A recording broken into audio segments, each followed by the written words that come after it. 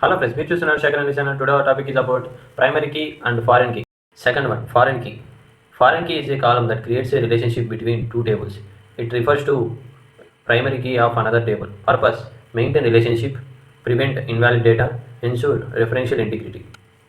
Foreign key తెలుసుకోవాలంటే ఇది ముందుగా ఇలా రెండు టేబుల్ క్రియేట్ చేసుకోవాలి. ఫస్ట్ టేబుల్ వచ్చేసి డిపార్ట్మెంట్స్ తీసుకొని అందులో కాలమ్స్ మాత్రం డిపార్ట్మెంట్ ఐడి ప్రైమరీగా తీసుకున్నాను. సెకండ్ కాలమ్ వచ్చేసి డిపార్ట్మెంట్ నేమ్గా తీసుకున్నాను. ఈ రెండింటిని రన్ చేసినట్టయితే టేబుల్ క్రియేట్ అయిపోతుంది. అలాగే సెకండ్ టేబుల్ వచ్చేసి ఎంప్లాయీస్ అని తీసుకున్నాను. ఫస్ట్ వన్ వచ్చేసి ఎంప్లాయీ ఐడి ప్రైమరీ కీగా తీసుకున్నాను. ఎంప్లాయీ నేమ్ వచ్చేసి వేర్కేర్గా తీసుకున్నాను. డిపార్ట్మెంట్ ఐడి అనేది ఇంటిగా తీసుకున్నాను. ఫారెన్ కీ అనేది డిపార్ట్మెంట్ ఐడి అదే కాక రిఫరెన్స్ వచ్చేసి డిపార్ట్మెంట్ ఐడిగా తీసుకున్నాను. ఇందులో ఉన్న ప్రైమరీ కీనే మనం ఫారెన్ కీగా తీసుకోవాలి. అంతేగాని మిగతా వాటిని మనం యాక్సెస్ చేయలేం ఫారెన్ కీగా. ఇప్పుడు ఈ టేబుల్ కూడా రన్ చేద్దాం. రన్ చేసినట్టయితే యాక్సెప్ట్ చేసింది. ఇప్పుడు మన ఫస్ట్ టేబుల్ అయిన డిపార్ట్మెంట్లోకి వాల్యూస్ని ఎంటర్ చేద్దాం. ఫస్ట్గా మనము 101 అనేది డిపార్ట్మెంట్ ఐడిగా తీసుకున్నాం. డిపార్ట్మెంట్ నేమ్ వచ్చేసి హెచ్ఆర్ అని తీసుకున్నాం. దీన్ని సెలెక్ట్ చేసి రన్ చేసినట్టయితే వాల్యూస్ని యాడ్ చేయవచ్చు.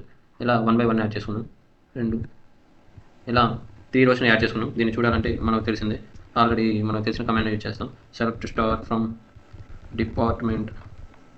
డిపార్ట్మెంట్స్ అని సెమికోన్ ఇచ్చి దీన్ని రన్ చేసినట్టయితే మనకు ఏమేమి వాల్యూస్ ఉన్నాయో కనబడిపోతాయి. ఇప్పుడు ఫారెన్ కీలో ఎలా రాసుకుంటామో చూపిస్తాను. ఇప్పుడు మనం 4 వాల్యూస్ రాసుకున్నాం. దీన్ని ఒక్కొక్కటిగా ఎంటర్ చేద్దాం.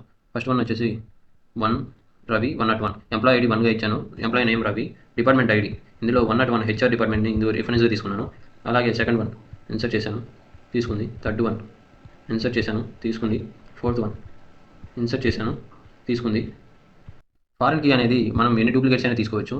అందులో ఎలాంటి ఎర్రర్ ఏమీ ఉండదు. కావాలంటే చూడండి.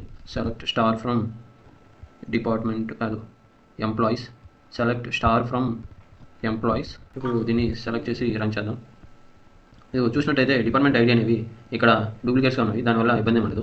ఒకవేళ మీరు ఇదే రోని 4గా ఇచ్చి సీత కాకుండా గీత అని ఇచ్చి 102గా ఇస్తే ఇది ఎర్రర్ చూపిస్తుంది. ఎందుకంటే ఇక్కడ ఎంప్లాయీ ఐడి అనేది ప్రైమరీ కీ కాబట్టి. That's it guys. ఫ్రెండ్స్, నా కంటెంట్ కనుక మీకు నచ్చినట్టయితే please like, share, subscribe to share and channel.